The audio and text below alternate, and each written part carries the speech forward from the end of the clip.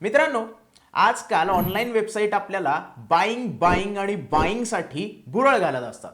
जेव्हा पण माझे मित्र किंवा माझे नातेवाईक नवीन काहीतरी घेतात त्यावेळेला नेहमी मी त्यांना विचारत असतो, क्या पता हमको भी कुछ अच्छी डील मिल जाए और हमारा भी फायदा हो जाए. अलीकडेच मी माझ्या बहिणीशी सोनालीशी बोलत होतो त्यावेळी तिनं ऑनलाईन दागिने खरेदी करण्याची तिची कल्पना मला सांगितली. विचार करा, दागिने तेही ऑनलाईन. तिचं म्हणणं असं होतं की मेकिंग चार्जेसवर आपल्याला जे डिस्काउंट मिळतं ते वर्थ द रिस्क आहे. साहजिकच तिच्याकडे थोडंसं जास्त नॉलेज होतं, त्यामुळे मी तिला अजून जास्त विचारण्याचा प्रयत्न केला आणि विचारलं का बरं असं. तर तिची प्रतिक्रिया काय होती, सोनं म्हणजे महागाईच्या विरुद्ध बचाव आहे. बरं, तिची प्रतिक्रिया काय चुकीची नव्हती किंवा तिची थॉट प्रोसेस काय चुकीची नव्हती. सोनं हे नेहमीच महागाईच्या विरोधात आपल्याला बचाव म्हणून काम करताना दिसतं. बरं, सोन्याने अशा काळामध्ये चांगला परतावा आपल्याला मिळवून दिलेला आहे, हेही तितकंच खरं आहे. बहुतेक वेळा आपल्याला बघण्यात आलेलं आहे की सोनं आणि मार्केट या दोघांचं निगेटिव्ह कोरिलेशन आहे. परंतु तिच्याबरोबर बोलताना मला असं जाणवलं की सोन्यामध्ये इन्व्हेस्टमेंट करताना तिचं नॉलेज थोडंसं कमी पडतंय. म्हणजे तिला सोवेरियन गोल्ड बॉन्ड बद्दल माहिती नाहीये. सोवेरियन गोल्ड बॉन्ड म्हणजे SGB. मित्रांनो, SGB स्कीम काय आहे, कशा पद्धतीने तुम्ही त्याच्यामध्ये अप्लाय करू शकता, हे सगळ्या गोष्टी मी नेहमीप्रमाणे तुम्हाला सोप्या करून सांगणार आहे. त्यामुळे हा व्हिडिओ शेवटपर्यंत बघत राहा. सोवेरियन गोल्ड बॉन्ड स्कीम मध्ये बरेचसेच इफ आणि बट्स आहेत, ते आपल्याला माहित असणं खूप जास्त गरजेचं आहे. त्यामुळे सगळी माहिती जर तुम्हाला पाहिजे असेल तर व्हिडिओला शेवटपर्यंत बघा आणि व्हिडिओ लाईक करायला विसरू नका. तसेच जर अजून तुम्ही ग्रो मराठी चॅनलला सबस्क्राईब केलं नसेल तर लगेच सबस्क्राईबचं बटन दाबा आणि नोटिफिकेशनचं बटन दाबायला विसरू नका, जेणेकरून नवीन व्हिडिओची नोटिफिकेशन तुम्हाला मिळेल. याशिवाय जर हा व्हिडिओ बघितल्यानंतर तुमच्या काही शंका असतील तर त्या कमेंट सेक्शन मध्ये मला विचारू शकता. चला तर मग सोवेरियन गोल्ड बॉन्ड काय आहेत आणि कशा पद्धतीने तुम्ही त्यात अप्लाय करू शकता याच्यावरची चर्चा सुरू करूया.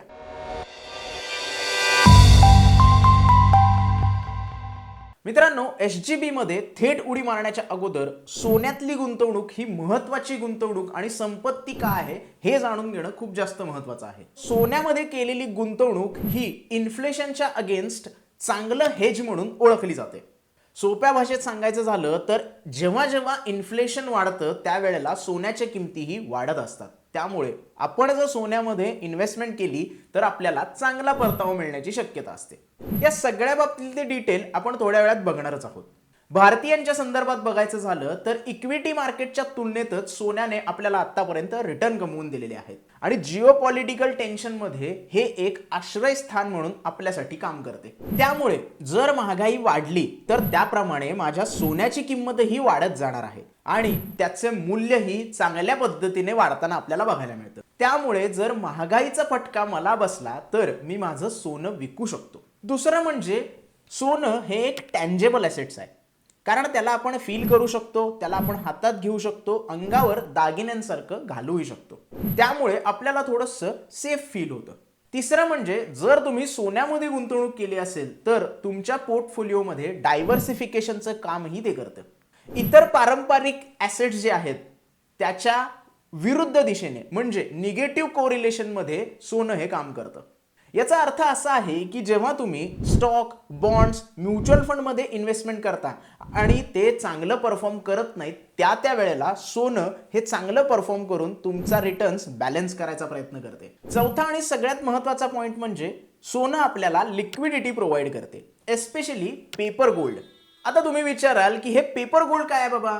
पेपर गोल्ड म्हणजे फिजिकल गोल्ड तुमच्याजवळ नसतानाही तुम्हाला त्या फिजिकल गोल्डची जी प्राइस आहे ती मिळवून देण्याचं ॲडव्हान्टेज. याचा अर्थ असा आहे की सोन्याशी जोडल्या गेलेल्या साधनांमध्ये आपण इन्व्हेस्टमेंट करतो, जसं की gold ETF, gold mutual fund आणि SGB म्हणजेच सोवेरियन गोल्ड बॉन्ड्स. या सगळ्या ज्या गोष्टी आहेत त्या आपल्याला चांगली लिक्विडिटी प्रोव्हाइड करतात. पेपर गोल्डची जी किंमत असते ती फिजिकल गोल्ड सारखीच असते, हे लक्षात ठेवायला आपल्याला पाहिजे. आणि जर सोन्यामधील गुंतवणुकीचे फायदे तुम्हाला बघायचे असतील तर व्हिडिओच्या शेवटपर्यंत तुम्हाला थांबावे लागेल, कारण ते मी थोडं शेवटी सांगणार आहे तुम्हाला.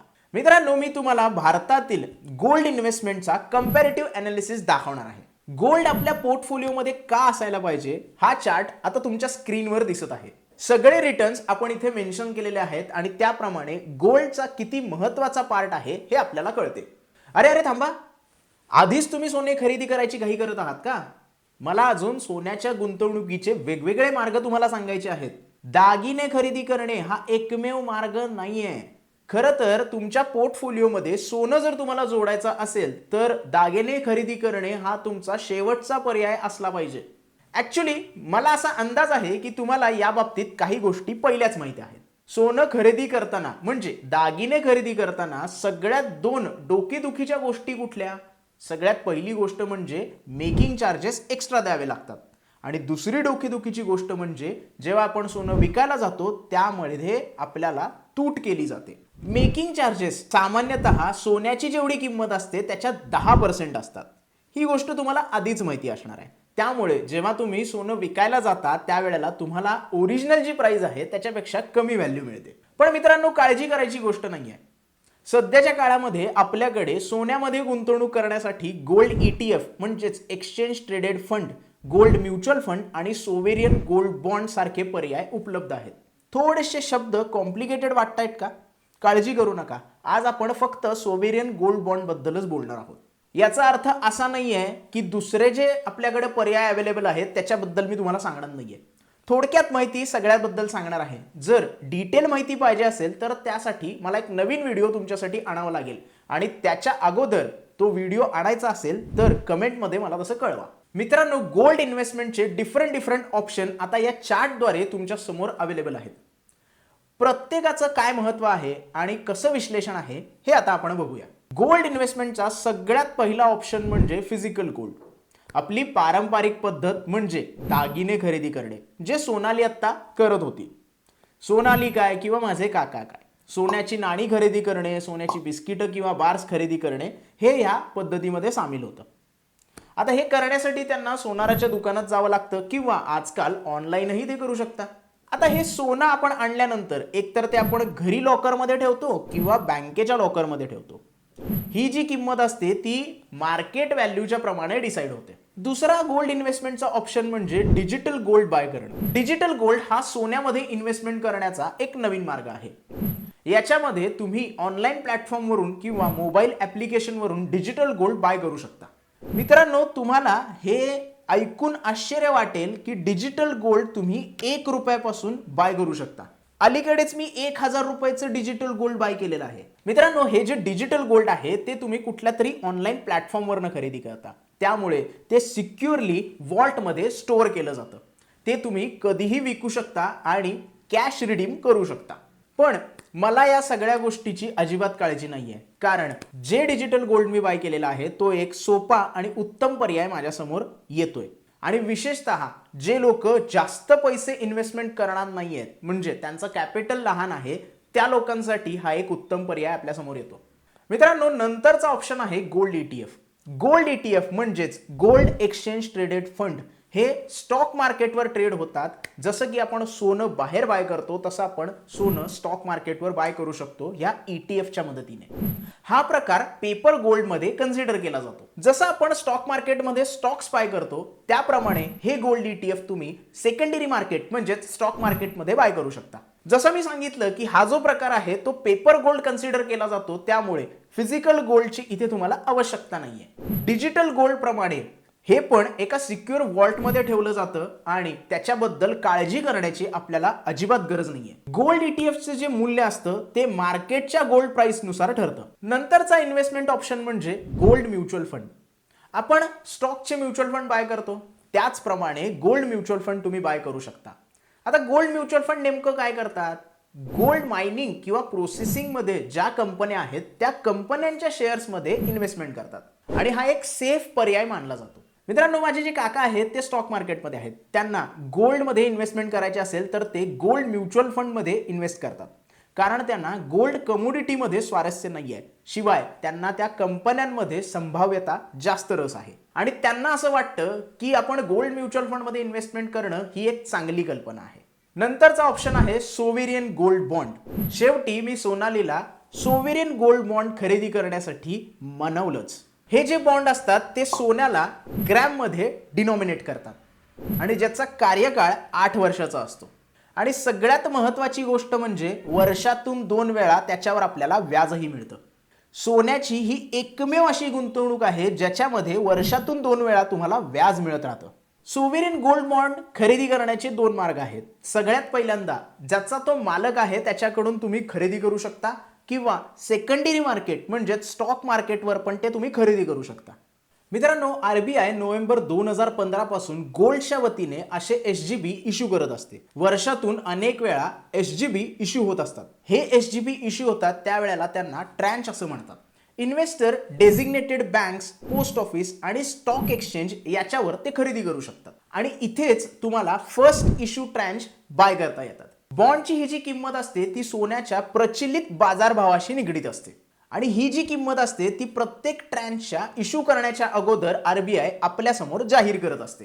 मित्रांनो, आरबीआय हे जे बॉन्ड्स असतात ते इश्यू करतच असते आणि 6 महिन्यानंतर आपल्या समोर एक कॅलेंडर डिक्लेअर केलं जातं. लास्ट इश्यू जो आला होता तो सप्टेंबरमध्ये आलेला. मला आशा आहे की नंतरचे जे इश्यू आहेत ते लवकरच आपल्या समोर येतील. लास्ट जो ट्रॅन्च किंवा लास्ट जो एसजीबी इश्यू झाला होता त्याचे डिटेल्स आता आपल्या स्क्रीनवर दिसत आहे. मित्रांनो, एसजीबी बद्दल काही अजून गोष्टी मी आता तुम्हाला सांगतो. जेव्हा आपल्याला इन्व्हेस्टमेंट करायची असते तेव्हा आपल्याला एसजीबी काय प्रोव्हाइड करते?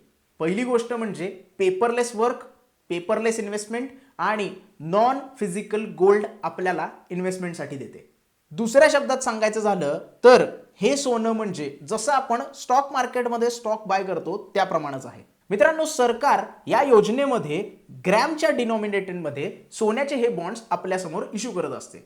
जे भारतीय रहिवासी, हिंदू अविभक्त कुटुंब, ट्रस्ट, विद्यापीठे आणि धर्मदाय संस्था यांच्यासाठीही अवेलेबल आहेत. हे जे बॉन्ड्स असतात ते लिस्ट केले जातात आणि नंतर त्याचा जो व्यवहार आहे तो स्टॉक एक्सचेंजवर देखील होतो. ज्याच्याकडे आधीपासून असे बॉन्ड आहेत त्याच्याकडून हे बॉन्ड्स तुम्ही स्टॉक मार्केटवर बाय करू शकता.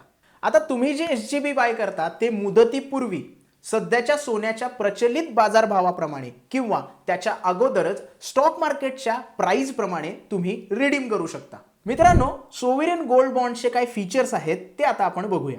सगळ्यात पहिल्यांदा म्हणजे टेन्युअर. मी तुम्हाला आधीच सांगितल्याप्रमाणे या बॉन्डचा जो टेन्युअर आहे तो 8 वर्षाचा असतो. तथापि इन्व्हेस्टरना जर या बॉन्डमधून बाहेर पडायचे असेल तर कमीत कमी 5 वर्ष थांबावे लागेल आणि 5 वर्षानंतर तुम्ही हे बॉन्ड्स विकू शकता आणि नक्कीच ते आपण मार्केटमध्येच विकू शकतो. दुसरं महत्त्वाचं फीचर म्हणजे इन्व्हेस्टमेंट लिमिट.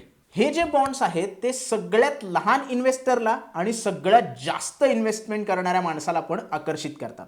तुम्ही कमीत कमी 1 ग्रॅम सोने याच्याद्वारे खरेदी करू शकता.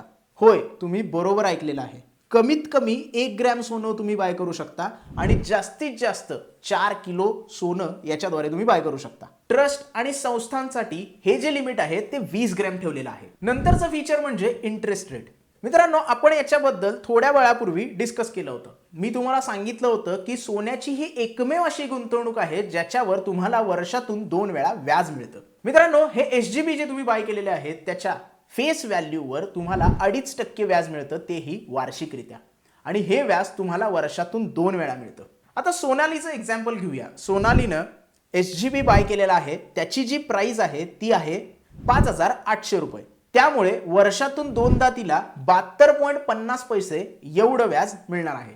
आणि मित्रांनो, एक गोष्ट लक्षात ठेवा, जर तुम्हाला सगळा टॅक्स बेनिफिट घ्यायचा असेल तर मुदत पूर्ण होईपर्यंत तुम्हाला याच्यामध्ये इन्व्हेस्ट राहावं लागेल. टॅक्सेशनवर आपण थोड्या वेळात येऊच, पण जर त्याच्या अगोदर तुम्हाला विकायचे असतील तर तुम्ही स्टॉक एक्सचेंजवर हे बॉन्ड्स विकू शकता. आता सगळ्यात महत्त्वाचं गोष्ट किंवा सगळ्यात महत्त्वाचं फीचर म्हणजे टॅक्सेशन. टॅक्सेशनवर आलेलो आहोत आपण. टॅक्सेशनचा फंडा व्यवस्थितपणे समजून घ्या. बॉन्डवर जे तुम्ही इंटरेस्ट कमवता ते इंडियामध्ये टॅक्सेबल आहे, पण जर तुम्ही हे बॉन्ड्स मॅच्युरिटी पूर्ण होईपर्यंत ठेवले तर कुठलाही कॅपिटल गेन टॅक्स तुम्हाला लागत नाही. मित्रांनो, जर तुम्ही तुमचे बॉन्ड्स 3 वर्षांनंतर विकलेत आणि मुदतीपूर्वी विकलेत तर त्याच्यावर होणारा जो काही नफा आहे त्याच्यामध्ये इंडेक्सेशन बेनिफिट जर तुम्ही वापरलं तर 20% आणि इंडेक्सेशन बेनिफिट नाही वापरलं तर 10% एवढा कर तुम्हाला भरावा लागेल. याच्यामध्ये जे कमी असेल ते तुम्हाला लागू होईल. आणि जर तुम्ही 3 वर्षाच्या अगोदर हे बॉन्ड्स विकले तर जो काही प्रॉफिट आहे तो तुमच्या उत्पन्नात जोडला जाईल आणि तुमच्या उत्पन्नाच्या हिशोबावर जो कर तुम्हाला भरावा लागतो तो भरावा लागेल. इंडेक्सेशन मध्ये अडकलायत का? सांगतो इंडेक्सेशन बद्दलही सगळ्या गोष्टी सांगतो. मित्रांनो, आपण असं म्हणूया की पहिल्या दिवशी तुम्ही 1,000 रुपयाचं सोनं बाय केलेलं आहे. आता काही कारणास्तव ते तुम्हाला 5व्या वर्षी विकायचं आहे. त्यावेळेला त्याची किंमत 5,000 रुपये झालेली आहे. मग तुम्हाला वरच्या 4,000 रुपयांवर कर भरावा लागेल.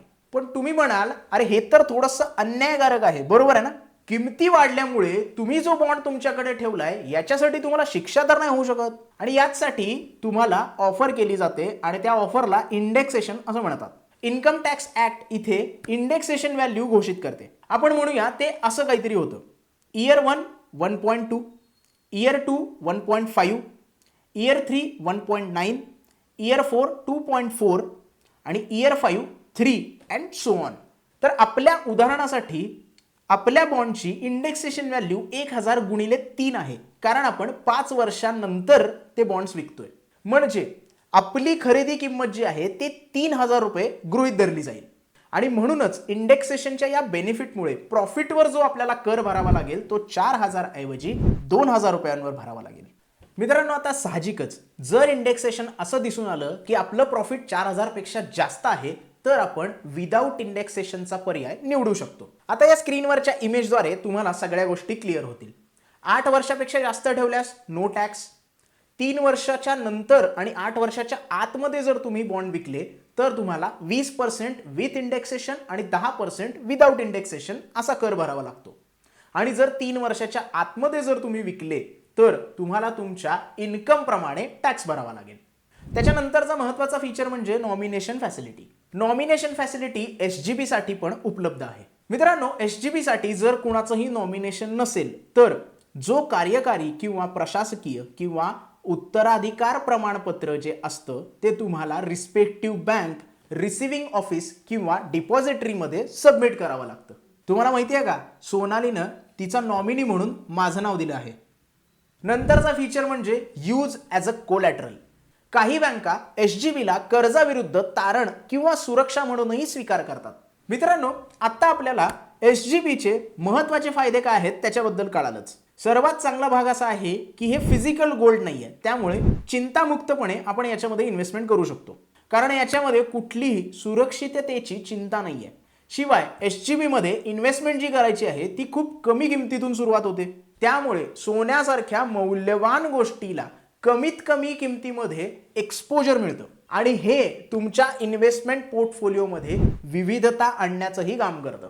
या व्यतिरिक्त तुम्हाला जर असं वाटत असेल की 8 वर्ष या बॉन्डमध्ये इन्व्हेस्टमेंट करायची आहे तर का फक्त टॅक्स बेनिफिटसाठी हा मोठा कालावधी आहे, तर तुमच्याकडे दुसरा पर्यायही आहे.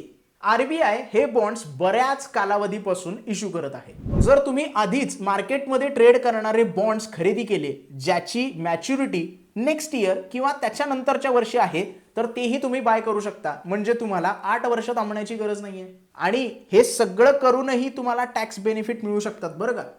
उदाहरणार्थ, फेब्रुवारी 2027 मध्ये एक एसजीबी मॅच्युअर होणार आहे.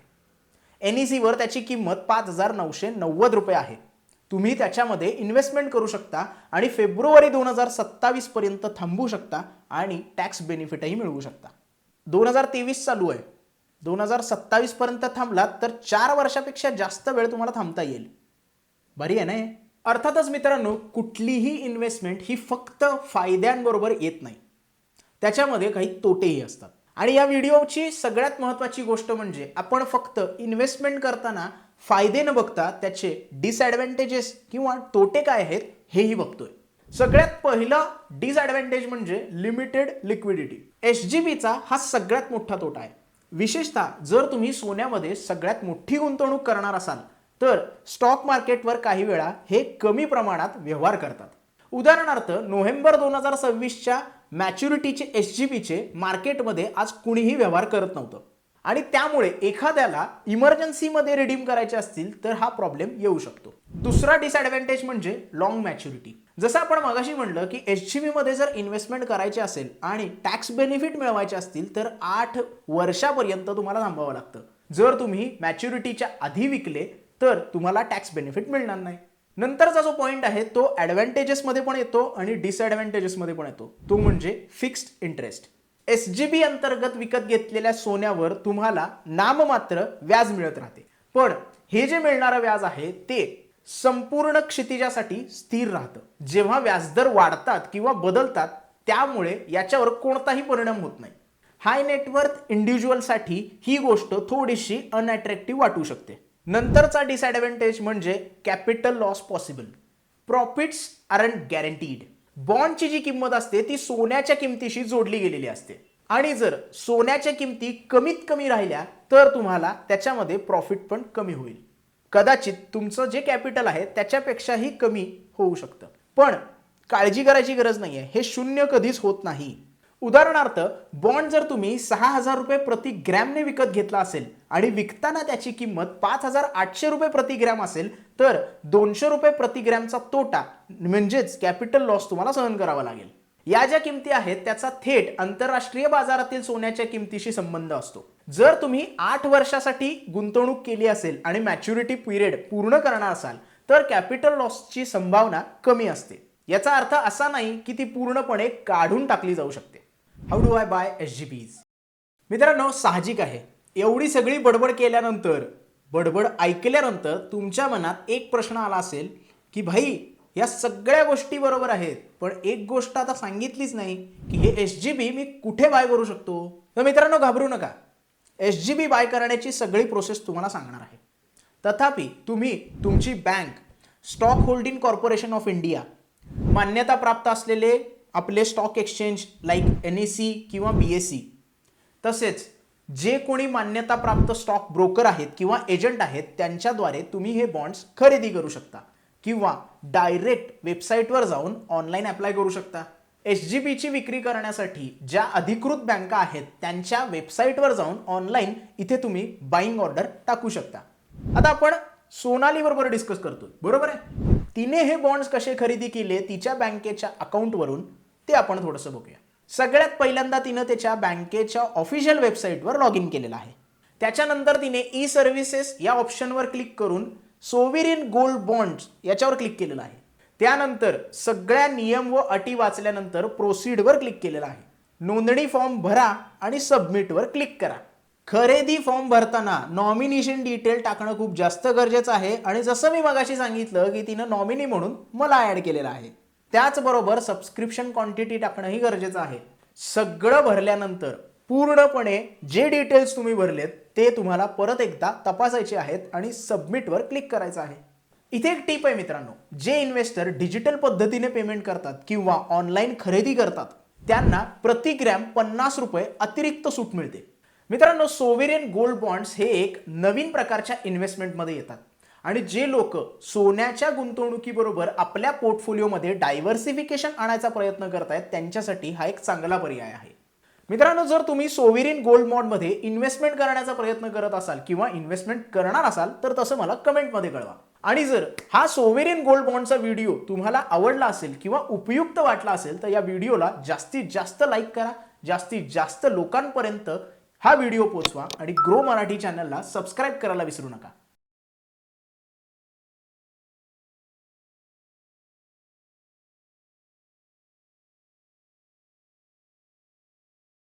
Investment in securities market are subject to market risks. Read all the related documents carefully before investing. Please read the risk disclosure documents carefully before investing in equity shares, derivatives, mutual fund, and or other instruments traded on the stock exchanges.